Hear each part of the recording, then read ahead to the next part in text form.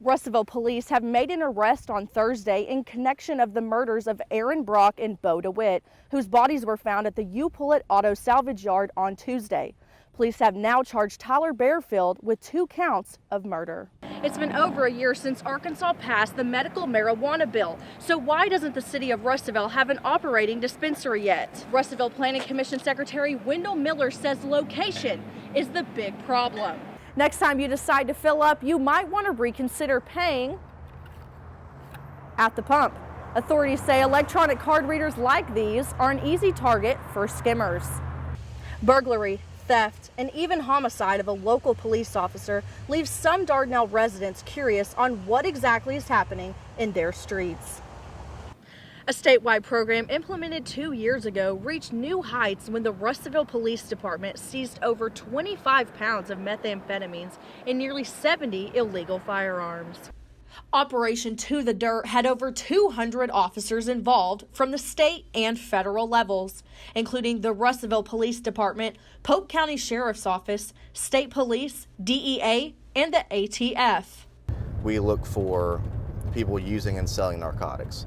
If there's a residence or let's say even a local motel where people are suspected of selling drugs out of, our officers watch those locations, conduct traffic stops, and a lot of that is where the task force gets their information. Operation To the Dirt had over 200 officers involved from the state and federal levels, including the Russellville Police Department, Polk County Sheriff's Office, State Police, DEA, and the ATF. I know drugs are everywhere, but it's comforting to know that our Russellville Police Department is on top of it. With the success of Operation To the Dirt, the Russellville Police Department is taking the phrase "serving our community" to new heights. We've had people reach out to us and say thank you so much for finally taking this person off the street. We've had people reach out and say, hopefully now, this person was a dealer for a family member, and hopefully now my family member can get clean and sober. The Russellville Police Department isn't finished yet and hopes that they will continue to keep drugs out of their city. Caitlin Bounds has overcome many obstacles in her life being a runner with autism. Bounds earned a spot on the U.S. World Paralympic team and competed in the Games in London. Since the age of 14, Caitlin has wanted to be a runner. After birth, Caitlin had to have a heart-lung bypass surgery, leaving her without a right carotid artery. She also has asthma. Running was the last thing anyone thought she would be able to do. They started to put her in a couple of events, and Caitlin started scoring a lot of points for the team, and then they realized Caitlin was valuable.